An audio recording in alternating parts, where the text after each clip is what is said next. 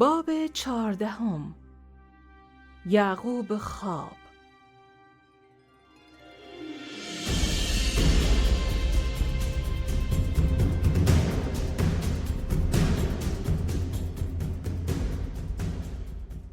یعقوب جفت و کلک امرخو پیره گل بزه و اچویی اون جانشین ببسته. هنوسی ایسو یعقوب امره دشمن ببسته و خستی خوب برا را بکشه و اون جا انتقام بگیره.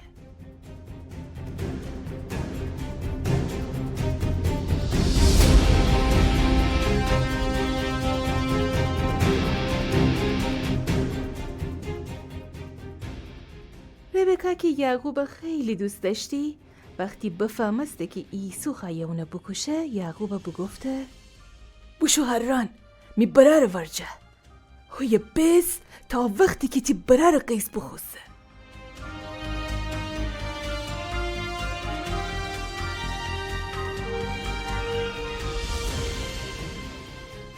یعقوب سفر را آماده بسته و اسحاق اونه خوب ورجه دوخده و نصیحت بکده و بگفته کنعانی زنکن امره عروسی نوکدن تی مار سرزمین جه ایت زن انتخاب بکن. اسحاق دوباره یعقوب برکت بده و یعقوب را دکفته هران طرف.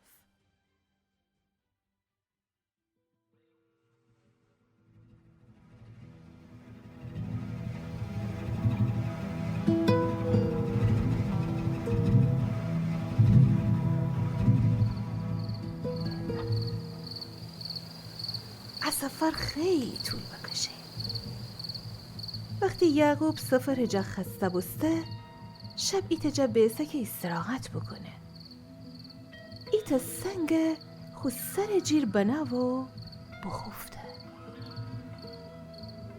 خواب درونی خداوند اون نشان بده که زمین سر ایت پیلدان سردینه ها که آسمان فرسه و فرشتیان اون رو بیجیر و بجور شونمون کنیدی و خداوند و بجور بجوران به پایسه.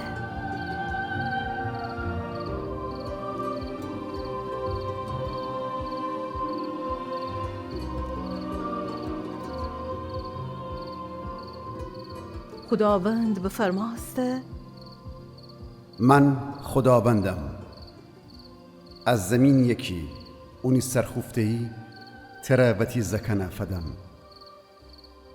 من تی امریم هر جایم بشی تی جا محافظت کنم.